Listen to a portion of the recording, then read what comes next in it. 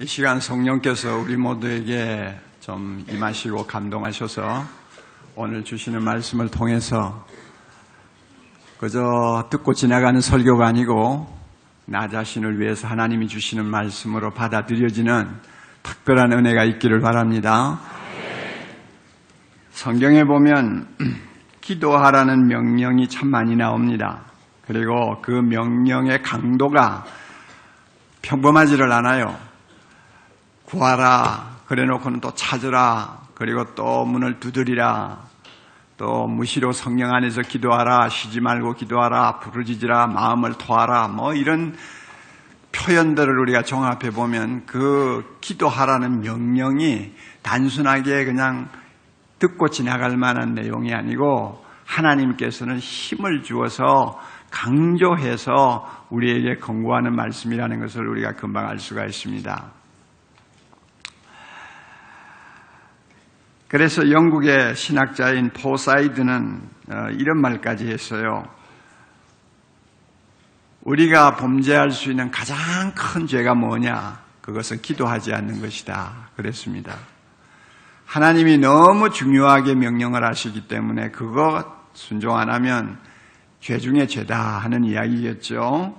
그래서 그런지 성경 안에는 약 650편 이상 되는 기도문들이 들어있어요. 그래서 성경은 어떤 면에는 기도의 책이라고도 할 수가 있습니다. 그만큼 기도가 중요합니다. 그러나 우리 중에 보면 기도를 잘하지 못해서 고민하는 분들이 많으신 것 같아요. 그리고 기도를 해야 된다는 것은 알면서도 이런 이유 저런 이유로 기도가 잘 안 되고 또 결국 하지 못하고 살기 때문에 항상 기도하면은 무거운 짐처럼 느끼는 분들도 계세요. 또 어떤 분들은 아예 기도 좀 하려다가 안 되니까 포기해버리고 주일날 교회만 왔다 갔다 함으로 인해서 그 마음에 남이 모르는 죄책감을 안고 있는 사람도 있어요. 기도 못하는 데에 대한 죄책감이죠. 참 이것은 안타까운 사실입니다. 어떻게 보면은 그런 심정도 이해를 할 수가 있어요. 혹자는 말하기를 기도가 뭐냐? 하나님께 가는 가장 쉬운 길이면서 가장 어려운 길이다 그랬어요. 하나님께 가는 가장 쉬운 길이고 가장 어려운 길이다. 무슨 말이 그래? 우리가 그렇게 생각할 수 있겠는데 이 말을 조금 바꾸면은 차라리 이렇게 하는 것이 나아요. 기도가 뭐냐? 가장 쉬운 것 같지만은 가장 어려운 길. 하나님께 가는 가장 쉬운 길 같지만은 사실은 가장 어려운 길이다. 이렇게 이야기하는 편이 더 솔직할 것 같습니다. 우리 모두는 시공에 갇혀 있지 않습니까? 한 줌의 흙으로 빚어져서 땅에 발을 붙이고 사는 참 하찮은 존재 아닙니까? 이런 존재가 누구하고 지금 대화를 나누어야 됩니까? 천지 만물을 창조하시고 영으로 계시고 거룩하신 하나님과 대화하는 것이 기도라고 말이에요. 그게 어떻게 쉽습니까? 우리 눈에는 보이지 않습니다. 아무리 불러도 하나님은 보이지 않아요. 우리가 한두 시간 엎드려 기도해도 하나님은 이런 방구 대꾸도 안 하십니다. 어떤 때는 하나님이 나와 함께 임재하신다는 것을 느끼기도 하지만 어떤 때는 그러한 임재 경험이 싹 물러갈 때도 있습니다. 종잡을 수가 없어요. 그래서 만족스러운 접촉점을 찾기가 어려운 것이 사실은 기도라고 할 수 있습니다.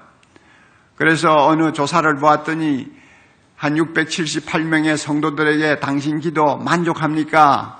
당신 기도 만족하게 하고 있습니까? 하고 물었더니 그 중에서 그렇다고 대답하는 사람이 23명에 지나잖아요.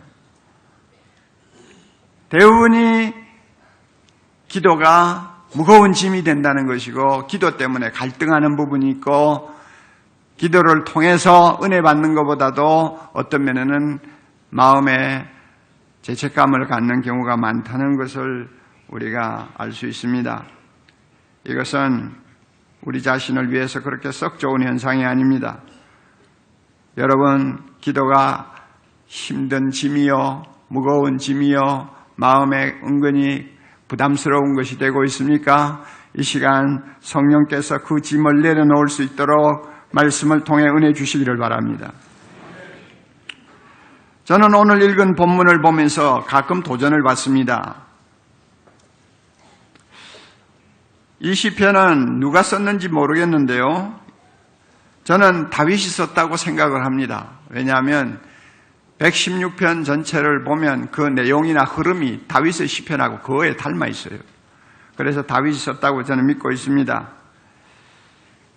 제가 무슨 도전을 받고 있느냐, 한번 본문을 다시 한번 우리 마음에 두고 묵상을 좀 해봅시다. 여호와께서 내 음성과 내 간구를 들으심으로 내가 뭐라 한다고요? 그를 사랑하는도다. 그 길을 내게 기울이셨으므로 내가 뭐 한다고요? 평생에 기도하리로다. 이 말씀이 얼마나 대단한 말씀인지 마음에 안 닿으면 여러분 오늘 마음을 여시기 바랍니다. 이 대단한 말씀이에요. 굉장히 도전을 주는 말씀이에요. 이 말씀을 가만히 묵상하면 다윗은 기도를 굉장히 즐거워하는 사람같이 느껴져요. 막 기도가 막 하기 싫은데 안 할 수가 없어서 억지로 하는 사람이 아니고 참 기도가 좋아서 기도하는 것이 너무 행복해가지고 날마다 기도하는 사람으로 우리에게 비춰집니다. 이게 도전이 된다 그 말이에요. 평생 90평생을 맹인으로 살면서 위대한 찬양과 위대한 기도의 모범을 보여주었던 크로스비라고 하는 부인이 남긴 찬송가가 하나 있죠. 219장인데요. 그 가사에 있는 내용이 생각이 나요.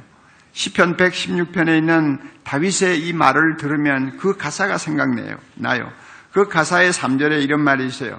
주의 보좌로 나아갈 때에 어찌하니 기쁠까? 주의 얼굴을 항상 배우니 더욱 친근합니다. 번역이 조금 어설프게 되어가지고 우리에게 와 닿는 것이 없습니다만은 실제로는 이 본문의 원문은 뭐냐 하면 하나님 앞에 앉아서 1시간 기도드리는 그 기도의 시간이 얼마나 나에게 기쁨이 충만한지요. 이것만큼 행복한 것이 없습니다 하는 내용이에요. 주의 보좌로 나아갈 때 어찌하니 기쁠까? 기도하러 나갈 때 얼마나 기쁜가? 기도하면서 주의 얼굴을 항상 배울 수 있으니 이것만큼 나에게 행복이 어디 있느냐 하는 내용 가사거든요.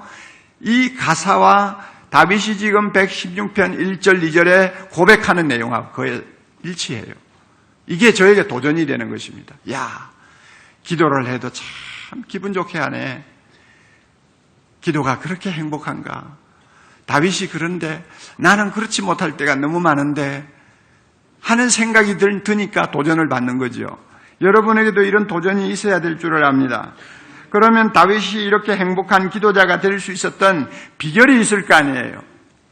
그 비결이 뭐냐? 우리가 본문을 놓고 가만히 음미해 보면 그 비결은 한마디에 집중되어 있어요. 사랑이에요. 하나님을 향한 사랑이에요. 자기의 기도를 들으시는 하나님에 대한 사랑이에요. 내가 그를 사랑하나이다.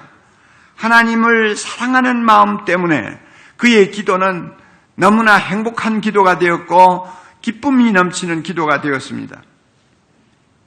그가 어떻게 하나님을 사랑하게 되었는지 이 본문에는 설명이 없습니다만은 우리가 이 본문을 묵상하면 대충 한 2가지 유추를 할 수 있습니다. 추리를 할 수가 있어요. 이 다윗이 어떻게 하나님을 그렇게 사랑하면서 기도할 수 있었는가?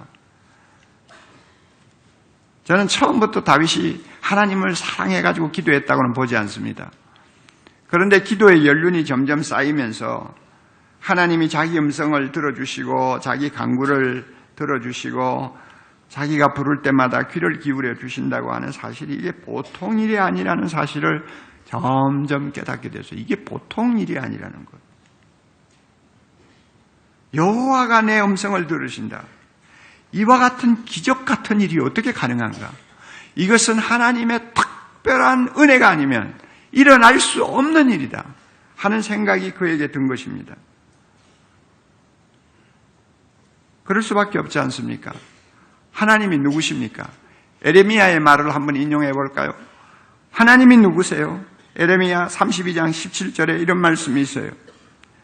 주 여호와여, 주께서 큰 능력과 표심팔로 천지를 지으셨사오니 주에게는 할 수 없는 일이 없으시니이다. 다시 한번, 주 여호와여 주께서 큰 능력과 표심팔로 천지를 지으셨사오니 주에게는 할 수 없는 일이 없으시니 저 높이 하늘에 계시는 하나님, 전능하신 하나님, 광대하셔서 전 우주 만물을 창조하신 하나님,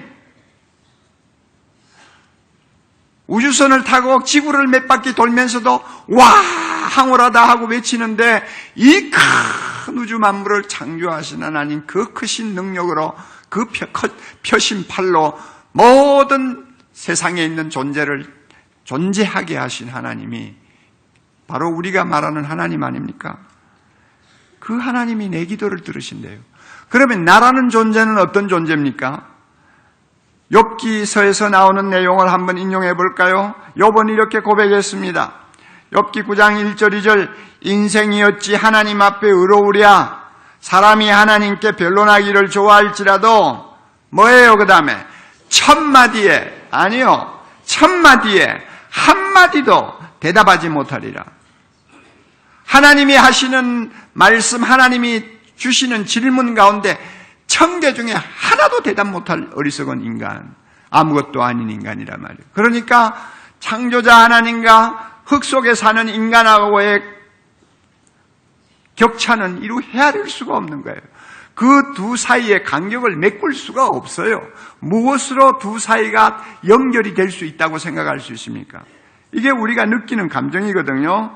이렇게 엄청난 격차를 느끼기 때문에 다윗은 이런 고백을 한 일도 있어요. 시편 144편 3절입니다. 여호와여 사람이 무엇이기에 주께서 그를 알아주시며 인생이 무엇이길래 주께서 그를 생각하시나이까? 자연히 이런 마음이 나오는 거예요. 하나님, 내가 뭔데? 하나님이 나의 기도 들으신다는 말입니까? 하나님, 내가 뭔데 주님께서 귀를 기울이고 내 입에서 나오는 한마디 한마디를 주목하신다는 것입니까? 어떻게 이런 일이 있을 수 있습니까? 다윗의 입에서는 자연히 그런 고백이 나올 수밖에 없었어요. 이런 것을 하나하나 깨달으면서 다윗은 자기 기도를 들어주시는 하나님을 사랑하기 시작했습니다. 보통 일이 아니거든요. 기도를 여러분 기쁘게 즐겁게 하려면요, 내 같은 비천하고 죄 많은 인간의 입에서 나오는 한마디의 기도, 그것도 어떤 때는 진실하지도 못하는 기도가 많잖아요. 그 기도를 하나님이 귀담아 들어주신다. 그 하나님 어떤 분인가 생각할 때 감동해서 나도 모르게 그 하나님을 사랑하게 되는 것, 이것이 정상입니다. 그러나 신앙생활 50년을 하고 기도해도 하나님을 사랑하는 감정 없이 기도하고 많은 사람들도 많잖아요. 또 다윗이 하나님을 사랑하게 된 배경에는 또 하나의 이유가 있는 것 같아요. 우리가 잘 아는 바와 같이 다윗은 참 험한 세상을 오래 살았습니다. 10대 중반에 갑자기 국민적인 영웅이 된 것이 화근이 되어가지고 실세라고 할 수 있는 왕의 미움을 받아서 15년이 넘도록 쫓겨다니면서 엄청 고생을 했습니다. 그럴 때마다 온 세상은 다윗을 향해서 돌을 던지는 원수들인데 갈 데도 없고 기댈 데도 없고 속을 털어놓을 데도 없고 도움을 받을 데도 없는 그런 참 최악의 상황에 빠졌을 때 그가 할 수 있는 일은 기도밖에 없었어요. 어린애처럼 하나님을 향해서 부르짖고 그랬는데 그때마다 하나님이 응답을 하셨어요. 여러분 성경 우리 잠깐 보실까요? 시편 116편 밑에 좀 봅시다. 3절을 좀 봅니다. 사망의 줄이 나를 두르고 수월의 고통이 내게 이르므로 내가 환난과 슬픔을 만났다. 한마디로 말하면은 죽음의 위험에 빠졌다. 그럴 때 내가 여호와의 이름으로 기도했어요. 여호와여 주께 구하오니 내 영혼을 건지소서 하였나이다. 막 부르짖었어요. 그랬더니 어떻게 하셨느냐? 6절 여호와께서는 순진한 자를 지키시나니 내가 어려울 때에 나를 구원하셨도다. 하나님이 응답하셨다 그 말이에요. 그리고 9절로 8절로 넘어가서 이렇게 고백합니다. 다 같이요. 주께서 내 영혼을 사망해서 내 눈을 눈물에서 내 발을 넘어짐에서 건지셨나이다. 할렐루야. 다윗은 기도하면서 이런 기막힌 체험들을 자주 했어요. 하나님은 기도할 때 귀만 기울이고 가만히 들어만 주시는 분이 아니고 내가 위급할 때, 내가 도움이 필요할 때, 아무도 나를 일으켜주지 아니할 때 하나님이 크신 팔을 내밀어 일으켜주시고 도와주시고 치유해주시고 힘을 주시는 것을 그가 체험했다 그 말이에요. 그러니 이런 하나님을 사랑하지 않고 어떻게 하겠어요? 자기도 모르게 사랑하게 된 거예요. 그래서 내 음성과 내 강구를 들으심으로 내가 주님을 사랑합니다 하는 고백이 그의 입에서 나온 거예요. 그 길을 내게 기울이심으로 내가 평생 기도할 것입니다. 쉬지 말고 기도하는 그것 정도가 아니고 평생 주님 앞에 나가서 기도할 것입니다 하는 마음을 그가 가지고 하나님 앞에 고백한 거예요.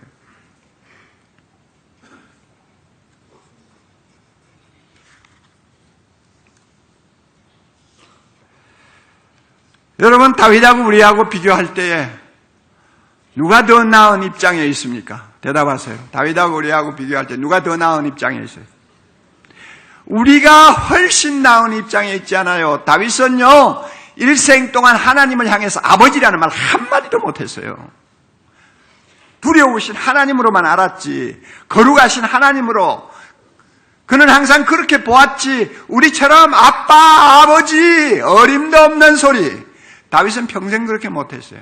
그러나 우리는 예수님 때문에 하나님의 자녀가 됐잖아요. 하나님의 사랑받는 자녀가 됐잖아요. 그러니 자식에게 귀를 기울이지 아니하는 부모가 있습니까? 요즘 같은 세상에서 자식의 입에서 나오는 말 한마디라도 거저 듣고 지나가는 부모 있습니까? 너무 예민해가지고 탈이지요, 이제는. 너무 예민해가지고 문제지요. 그래서 모두 자식의 종이 돼버렸잖아요. 부모는 그런 거예요. 자식의 소리에 귀를 기울여요. 숨소리만 좀 거칠게 나와도 무슨 일이 있나 하고 귀를 기울여주는 것이 부모 아니에요. 하나님이 우리 아버지 되세요. 우리 아버지시기 때문에 내 입에서 나오는 말, 내 마음에 있는 생각 하나도 놓치지 않고 귀를 기울여 주십니다. 들으십니다. 그리고 나중에는 항상 필요할 때는 응답하십니다. 응답이 없다고요? 그런 소리 하지 마세요. 응답이 지금은 없는 것 같아도 나중에 인생을 살고 지나고 돌아보세요. 지금까지 지내온 건 무슨 은혜라? 하나님의 크신 은혜라. 지금까지 지내온 것 주의 크신 은혜라. 예, 우리가 그렇게 해서 지금까지 살고 있잖아요. 이런 하나님 아버지 우리가 모시고 살고 있어요. 그러니 다윗이 하나님을 사랑했다면 우리는 10배, 20배, 100배로 하나님을 사랑할 수 있는 사람들입니다. 할렐루야. 하나님을 사랑해야 됩니다. 이것이 행복한 기도, 복된 기도, 능력 있는 기도를 계속할 수 있는 비결이에요. 다윗의 고백을 통해서 우리가 배울 수 있는 진리는 한마디로 요약하면 기도가 사랑의 행위라는 것입니다. 기도는 사랑의 행위다. 다시 말하면 다윗에게 있어서 기도한다는 것은 무엇을 의미하느냐? 하나님을 만나고 싶고 하나님과 함께 있고 싶고 하나님과 무엇이나 다 마음에 있는 것을 나누고 싶어하는 무슨 행위? 사랑의 행위다. 사랑이 있으면 만나고 싶잖아요. 그래요, 안 그래요? 옛날에 여러분 연애할 때 얼마나 눈에 불을 쓰고 만나고 싶어 했어요. 그렇잖아요. 또 만나면은 금방 헤어져요? 시간이 어떻게 그렇게 잘 가는지, 그 시간은 어떻게 그렇게 빠른지, 만나면 함께 조금이라도 더 함께 있고 싶고, 그 다음에 만나서는 다들 입 꾹 다물고 있나요? 아니죠? 속에 있는 이야기, 되는 이야기, 안 되는 이야기, 거짓말도 섞어가면서 뭐든 하고 싶은 일 다 하잖아요. 이게 사랑의 관계란 말이에요. 하나님과 우리 관계도 내가 나의 기도를 들으시는 하나님을 다윗처럼 사랑하면 내 기도가 사랑의 행위가 되어버려요. 그래서 하나님 항상 만나고 싶어요. 만나면 기도하는 시간에 하나님하고 가만히 있는 것이 참 행복해요. 그리고 뭐든지 말하고 싶어요. 여러분의 기도가 이런 기도가 되었으면 좋겠습니다. 기도가 사랑의 행위가 되면 기도는 더 이상 거래가 되지 않습니다. 거래? 뭐가 거래입니까? 주고받는 거 거래 아닙니까? 기도에도 거래가 될 때가 있어요. 하나님, 내가 이렇게 믿고 3일 금식하고 기도했습니다. 들어주세요. 거래입니까 아닙니까? 거래죠. 그렇죠. 하나님, 주님 내 기도 들어주시면요, 내 10의 3조 냅니다. 틀림없이 10의 3조 냅니다. 그러니까 들어주세요. 한나라는 여자는 그렇게 기도했잖아요. 하나님, 내 자식이 없는데 얼마나 내가 초라한지 모릅니다. 아들 하나만 주세요. 그러면 내가 이 아들을 하나님의 거룩한 제사장으로 바치겠습니다. 선지자로 바치겠습니다. 이게 거래예요. 하나님이 그 기도를 들으셨잖아요. 우리가 험한 세상을 살기 때문에 참 어려운 고비를 만나면 이런 거래와 같은 기도를 할 수가 있습니다. 하나님이 또 이 기도를 좋아하세요. 이 기도를 받으세요. 못할 거 하나도 없어요. 하나님 앞에는 이런 거래하는 기도 얼마든지 가능합니다. 그리고 때를 따라 필요할 때는 믿습니다. 주여 이렇게 하겠습니다 하고 하나님 앞에 기도해야 합니다. 그러나 이런 거래가 기도의 전부라고 생각하면 안 됩니다. 기도의 본질은 전능하신 하나님, 좋으신 하나님, 모든 것을 다 가지신 하나님, 무궁한 사랑으로 우리를 품어주시는 하나님 아버지가 내 음성과 내 간구를 들으심으로 너무 좋아서 그분 앞에 가서 앉는 것이 기도의 본질입니다. 하나님이 너무 크시고 좋으시고 자비로우시고 나를 너무 사랑하시기 때문에 그냥 그 앞에 나가서 앉고 싶어 하는 거, 이게 기도의 본질이에요. 뭐 주고받고 내가 얻고 하는 것은 뒷문제고 그저 하나님이 좋아서 그 앞에 가서 앉는 거예요. 엎드리는 거예요.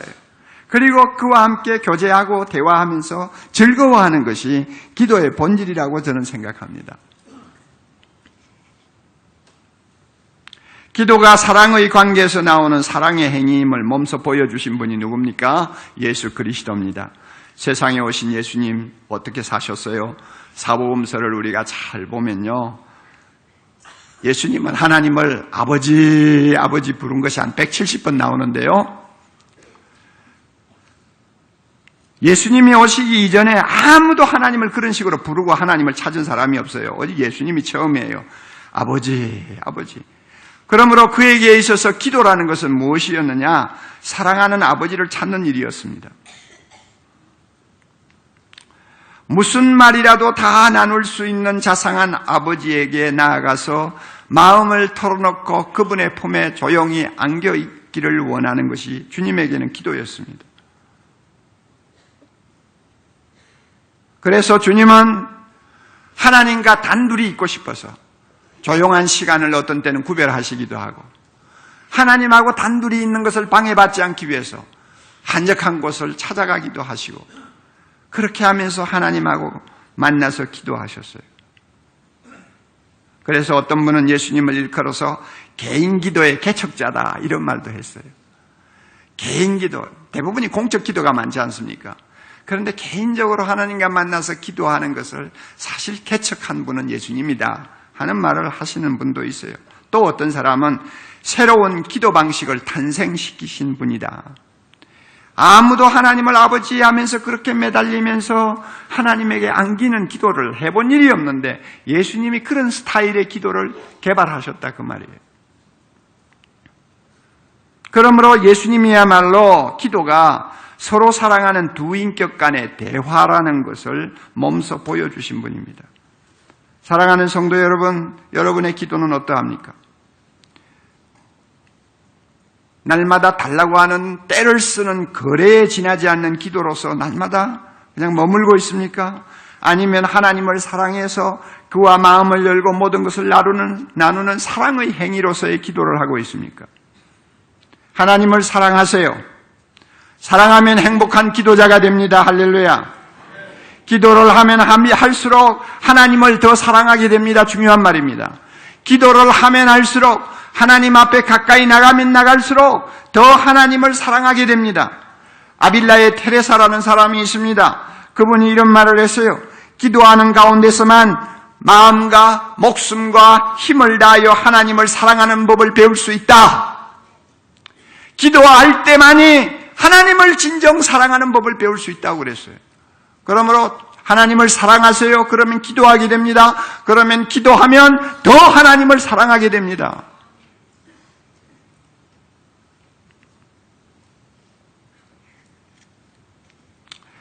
우리가 이처럼 기도를 사랑의 행위로 이해하고 하나님을 사랑하면서 시시때때로 하나님 앞에 나가는 것을 기뻐하면 참 좋은 것 한 가지가 있어요. 뭔지 아세요? 사랑의 행위이기 때문에 좋은 점이 하나 있어요. 무슨 말을 가지고 하나님께 기도할까 하는 그 고민 별로 안 해도 된다고 말이에요. 우리가 격식을 따지면 기도라는 것이 어떤 면에는 내용의 순서가 있어요. 처음에는 하나님을 찬양해야 되고 구원해 주신 하나님의 이름을 높이고 그 다음에는 감사해야 되고 그 다음에는 회개해야 되고 이런 격식이 조금 있어요. 그러나 개인적으로 하나님을 찾아서 만날 때마다 그런 격식 차리느라고 우리가 신경 곤두세울 필요가 없단 말입니다. 사랑하는 사람끼리 만나가지고 격식을 따집니까? 안 따집니까? 안 따지죠. 첫 번 대화가 뭘까? 두 번째 대화가 뭘까? 종이 써가지고 가는 사람이 있어요? 아무도 없죠. 사랑하는 사람끼리 만나면 무엇을 말할 거냐? 그거는 큰 문제가 안 돼. 왜냐하면 무슨 말을 해도 관심의 대상이 되니까, 무슨 소리를 해도 듣고 싶어 하니까. 이게 사랑하는 관계 아니에요. 믿습니까? 믿습니까? 하나님을 사랑해서 기도하는 사람은요, 하나님 앞에 내가 무슨 말을 드릴까, 무슨 말씀을 드릴까, 그 신경 별로 안 써도 돼요. 여러분 중에 기도 못하는 분들 대부분이 왜 못하느냐? 할 말이 없어서. 이게 이제 문제거든요. 5분만 말하면 할 말이 떨어져. 그래서 기도가 굉장히 힘들다 이런 말을 하는 사람이 있는데, 그것은요, 하나님을 마음으로 진정 사랑하는 그런 마음으로 바뀌면 해결되는 거예요. 하나님이 너무 사랑하시고 나도 하나님을 너무 사랑해서 사랑하는 두 사람이 만났는데 그 관계는요, 무엇이든지 다 들어주는 거 아니에요. 무엇이든지 듣고 싶어 하는 거 아니에요.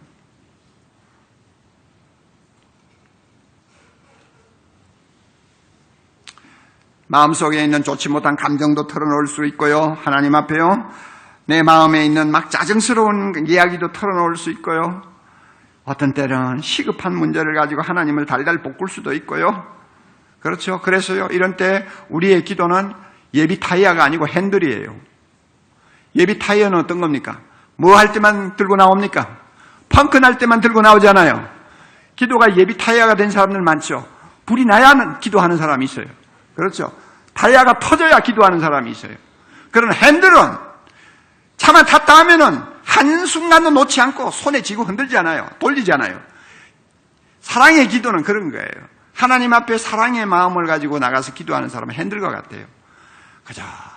이리 틀면서도 하나님 앞에 기도하고 저리 틀면서도 하나님 앞에 기도하고 항상 손 안에서 도는 핸들과 같이 내 마음이 하나님을 향해서 열려 있는 거예요.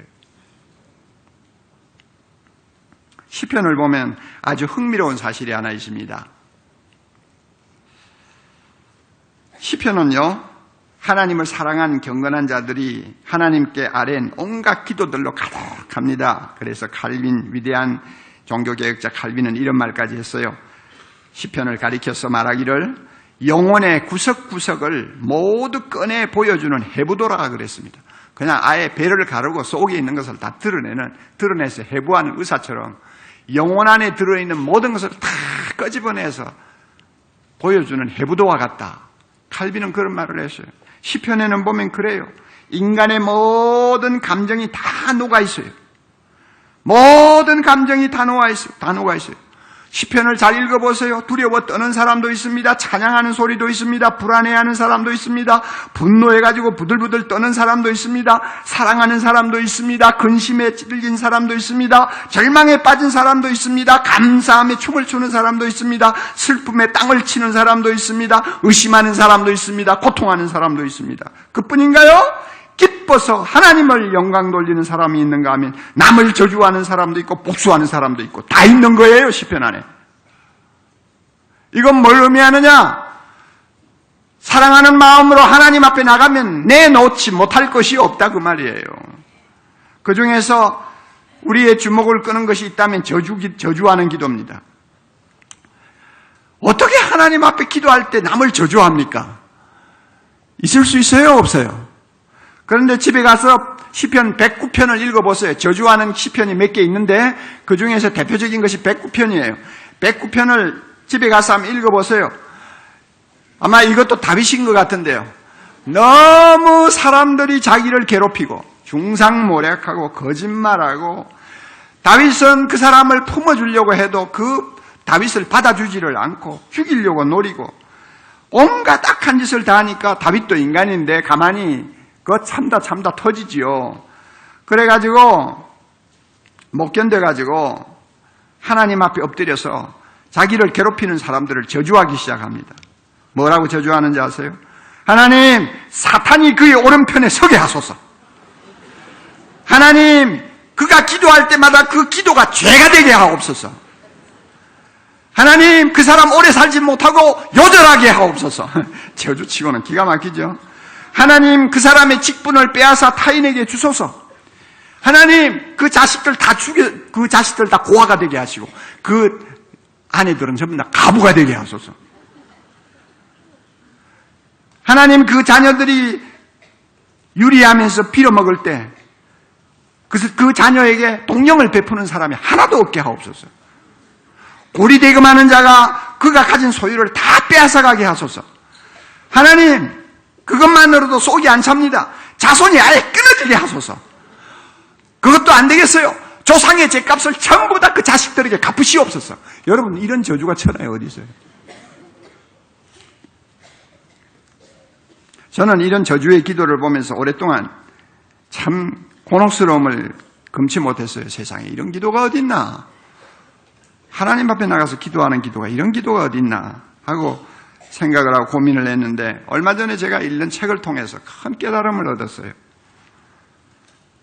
여러분, 우리가 잘 아는 바와 같이 사람은 누구나 마음으로 악마 같은 생각에 빠질 때가 있습니다. 있습니까? 없습니까? 있죠. 저주하고 싶은 마음 생기죠. 복수하고 싶고 심하면 죽이고 싶은 생각이 있어요? 없어요? 옥 목사 마음에도 그런 마음이 생겨요.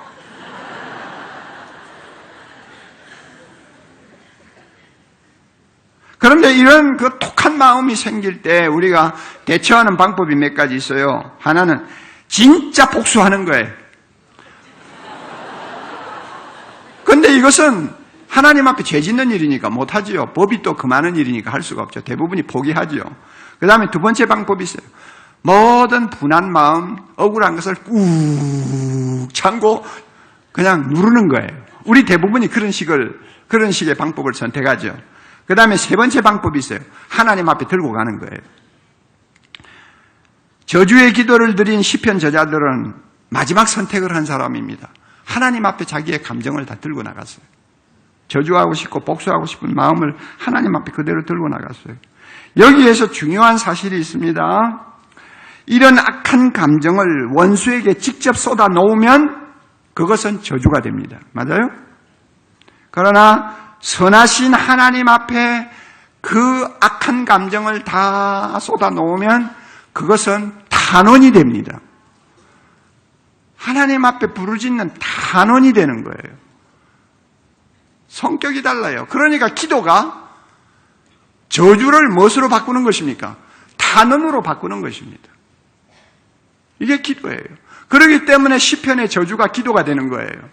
실제로 하나님께서 그 사람이 그런 저주를 받기를 원해서가 아니라 너무 마음이 힘들고 고달프고 고통스러우니까 그냥 하나님 앞에서는 마음 놓고 다 털어놓는 거예요. 털어놓으면 그게 그 사람을 저주하는 것이냐? 아니에요. 하나님 앞에 모든 것을 있는 대로 탄원하는 거예요. 그게 뭐가 나쁘냐 그 말이에요. 하나님이 그래서 그 기도를 다 들어주시는 것입니다. 이런 탄원의 기도를 주님 앞에 드리면 놀라운 일이 일어납니다. 자비로우신 하나님께서 그 마음의 아픈 감정과 그 고통스러운 소리를 다 들으실 뿐 아니라 때를 따라 그를 위로하시고 그래서 마음을 누그러뜨려 주시고 변화시켜 주시고 치료해 주시고 단잠 주시고 나중에는 원수도 포용할 수 있는 넓은 마음도 주시고 억울한 일이 있으면 풀어주시고 하나님이 그렇게 해주세요. 그러니까 하나님 앞에 나가면 여러분 못할 말이 없는 거예요. 우리가 세상을 살면서 억울한 일 당하는 경우가 얼마나 많습니까? 미움을 받을 때도 있습니다. 예수 믿는다는 이유 때문에 손해를 감수할 때도 있습니다. 중상모략을 당할 때도 있습니다. 또 예수 믿는 사람은 어리석은 데가 있잖아요. 전부 다 자기 마음 같은 줄 알고 그냥 사람을 믿어버리는 그런 바보 같은 짓을 좀 할 때도 있잖아요. 그러다가 보면 손해를 보기도 하고 망하기도 하고 감옥에 가기도 하고 얼마나 억울한 일이 많습니까? 그러면 우리가 이렇게 억울하고 고통스럽고 참 견디기 힘든 일을 당할 때 내 속에 있는 것을 다 털어놓고 이야기할 수 있는 대상이 있습니까? 없습니까? 없어요. 세상에 어디 있어요? 집에 들어오면 집사람 앞에 앉혀놓고 다 할 수 있을 것 같아도 집사람이 내 소리 들으면 기절할지도 모르고 잠을 못 잘지도 모르니까 하고 싶은 말 다 그냥 꾹 참고 그래서 좋은 말만 하고 없어 아무 일도 없어 괜찮아 그러지 어떻게 우리 마음을 다 텁니까? 친구를 찾아가서 내 마음에 있는 모든 원통한 이야기를 다 털어보십시오. 얼마는 들어줄 거예요. 그러나 한 20분 듣고 나면 그 다음에 털털 털고 일어날 거예요. 감당을 못하니까. 아무도 우리 마음을 털어놓을 사람이 없습니다. 썩지 마세요. 이 세상에는 내 이야기 다 들어줄 사람 한 사람도 없습니다. 연애해가지고 잠깐 눈이 멀었을 때 단 한 1년 정도는 모르지만 그 다음에는 아무도 없습니다.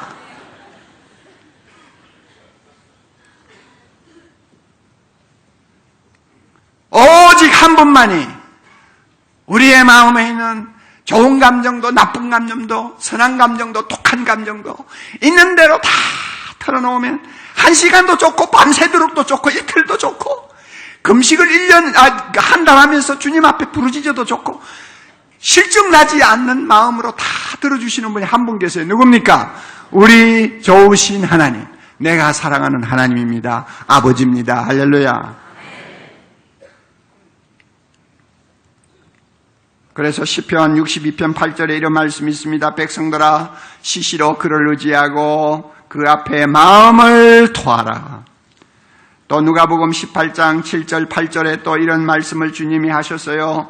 하물며 하나님께서 그 밤낮 부르짖는 택하신 자들의 무엇입니까? 원한을 풀어주지 아니하시겠느냐? 그들에게 오래 참으시겠느냐? 아니야. 내가 너희에게 이르노니 속히 그 원한을 풀어주시리라. 할렐루야. 그러므로 그 길을 우리에게 기울이시는 하나님을 사랑하십시오. 그러면 그 앞에 나갈 때마다 나는 무슨 말을 해야 될지 고민할 필요가 없습니다. 속에 있는 이야기 다 털 수 있어요. 저주하는 말까지 들어주시는 하나님이신데 저는 예수 잘 믿고 기도 열심히 하는 사람 치고 스트레스 받아가지고 우울증 걸리는 사람 못 봤어요. 스트레스를 풀 때가 있는데 왜 우울증에 걸립니까? 안 풀고 담고 있으니까 문제가 터지는 거지. 날마다 밤마다 하나님 앞에 나와서 눈물 흘리면서 주야 난 누구 미워 죽겠습니다. 우리 남편 저거 가만히 두지 마십시오. 나에게 이렇게 했습니다. 하나님 나는 억울해서 못 살겠습니다. 하나님 내 사정 아시지요? 뭐 하십니까? 하나님 일어나세요. 오늘을 넘기지 말고 좀 다리를 부질러 주세요. 이렇게 하나님 앞에 그냥 막 털어놓는데 거기에 무슨 스트레스가 쌓입니까? 여러분 한번 생각을 해보세요.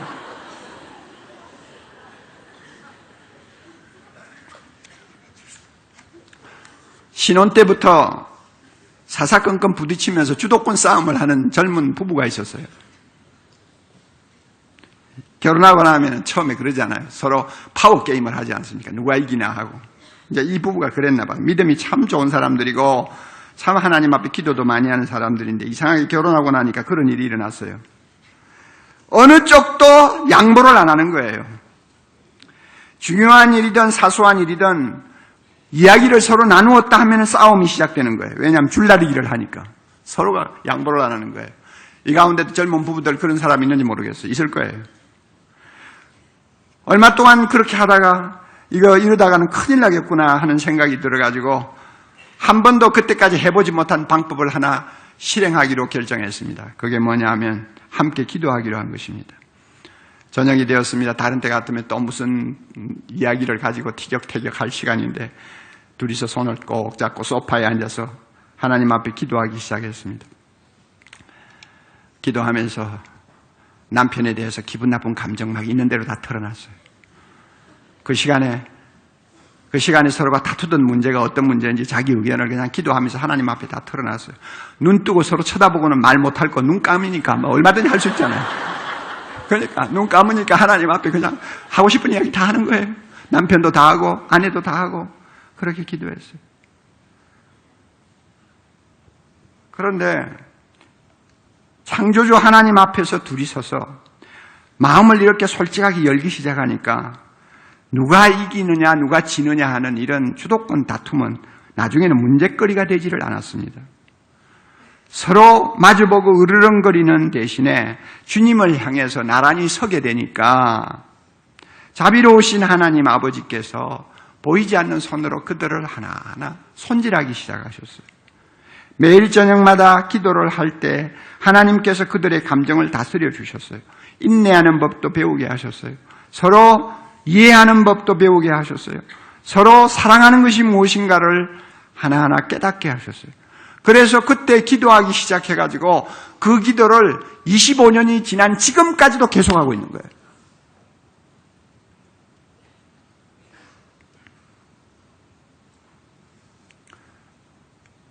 왜 이것이 가능하냐? 하나님 앞에 두 사람이 무엇이든지 아뢰일 수가 있었기 때문에 그것이 그들을 치료하는 하나님의 손이었어요. 그러니까 너무 좋아가지고 기도가 끊어지지 않고 계속된 거예요. 여러분 가운데 부부싸움 자주 하시는 분 계시죠? 또 자주 안 한다고 하더라도 한 번씩 하시죠? 평생 부부싸움 안 했다는 사람은 약간 좀 이상한 사람이에요. 부부싸움을 할 때도 기도하면서 하세요. 기도하면서. 하나님 앞에서 둘이서 하세요. 하나님을 가운데 놓고 싸움 하시라고요. 그러면은 하나님께서 그 부부싸움도 은혜가 되게 만들어 주십니다. 할렐루야. 저는 지금까지 기도의 기쁨은 하나님을 사랑하는 데 있다고 말씀드렸습니다. 우리가 기도를 하나님과의 사랑의 관계로 발전시키고 하나님 앞으로 나가면 하나님 앞에 무슨 기도를 드려야 될까 하는 문제를 가지고 고민할 필요가 없다고 말했습니다. 어떤 기도를 드려도 하나님은 귀를 기울여 주십니다. 얼마나 행복한 일입니까? 얼마나 큰 특권입니까, 여러분? 그런데 끝으로 한 가지 꼭 알아두세요. 기도가 사랑의 행위라고 해도 가만히 있는데 자연스럽게 절대 되지를 않는다는 사실입니다. 이 세상에서 가치 있는 일 치고 연습 안 하고 훈련 안 하고 되는 것은 하나도 없습니다. 우리는 악한 세상에 살고 있습니다. 사탄은 어떻게 하든지 우리로 하여금 하나님 앞에 나가지 못하게 방해합니다. 기도하지 못하게 우리의 입을 틀어막습니다. 모든 시간을 다 도둑질해 갑니다. 우리의 관심을 세상으로 향하게 만듭니다. 얼마나 기도하기가 어려운 세상인지 몰라요. 그러므로 하나님을 진정 사랑해서 기도하기를 원하는 것만큼 내 자신을 쳐서 복종시키는 훈련이 필요하다는 거 알아야 돼요. 기도라는 말하고 통하는 것이 묵상이라는 말입니다. 묵상이라는 단어가 영어로 메디테이션이라고 그래요. 그런데 이 메디테이션이라는 말은 라틴어에 리허설이라는 말에서 나온 단어입니다. 그러니까 보세요. 기도하고 리허설하고 어떻게 통하냐. 리허설이라는 것은 무대에서 배우들이 자꾸 반복해서 연습하는 것을 말하는 거 아닙니까? 어떻게 리허설하고 기도하고 통하냐. 이게 참 의미가 있는 거예요. 기도도 연습을 안 하면, 훈련을 안 하면 안 된다는 거예요. 장애물을 제거하는 훈련을 해야 돼요. 기도할 시간이 이것밖에 없는데 테레비가 보고 싶어서 앉아라면 그 테레비를 끌 수 있는 훈련이 필요한 거예요. 기도하는 시간, 기도해야 될 시간인데 자꾸 핸드폰에 손을 가면 핸드폰 집어 던지는 훈련해야 되는 거예요. 이런 연습, 이런 훈련 안 하면 우리는 아무리 하나님을 사랑한다고 해도 하나님 앞에 나갈 수가 없어요. 인도의 성자 테레사가 한 번은 너무나 자연스럽게 행복하게 기도하는 모습을 하고 있으니까 옆에 사람이 물었어요. 어떻게 그렇게 행복하게 기도하느냐고, 비결을 가르쳐달라고. 그랬더니 그가 이런 대답을 했습니다. 기도하는 비결요? 기도하면 됩니다. 더 잘 기도하고 싶다고요? 더 잘 기도하고 싶으면 기도를 더 많이 하세요. 이게 진리입니다. 연습해야 돼요. 훈련해야 돼요. 오늘 우리 모두 신앙생활하면서 기도 때문에 행복한 아름다운 삶을 사는 여러분들 되시기를 바랍니다. 하나님을 사랑하기 때문에 하나님 앞에 매일 나가면 우리는 하나님과 정말 행복한 대화를 나눌 수 있는 하나님의 자녀가 됩니다.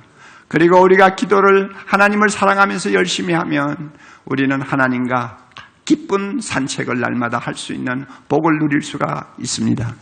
우리 본문 마지막으로 한번 외워봅니다. 여호와께서 내 음성과 내 간구를 들으심으로 내가 그를 사랑하나이다. 그 길을 내게 기울이셨으므로 내가 평생에 기도하리로다. 할렐루야. 기도하겠습니다. 아버지 하나님, 다윗의 감격적인 고백을 오늘 우리가 마음에 담고 성령의 인도함을 따라 묵상할 수 있도록 축복해 주신 것 감사합니다. 우리 사랑의 교회 모든 성도들, 또 이 설교를 듣는 모든 주의 자녀들 다 이 험한 세상에서 날마다 사랑하는 하나님 아버지 앞에 나아가서 기도하는 자가 되어서 행복한 신앙생활하게 하옵소서. 이 세상을 이길 수 있게 하옵소서. 마음에 있는 모든 소원을 주 앞에서 응답받게 하옵소서. 아무리 어려운 일이 있어도 승리하는 자들이 되게 하옵소서. 날마다 그 심령이 은혜의 샘이 솟는 풍성한 삶을 살 수 있게 해 주옵소서. 여호와여 우리를 만나 주시옵소서. 여호와여 우리에게 응답하시옵소서. 여호와여 그 길을 기울이사 우리가 쉬지 않고 기도하는 사람 되게 해 주시옵소서. 예수님 이름으로 기도하옵나이다. 아멘.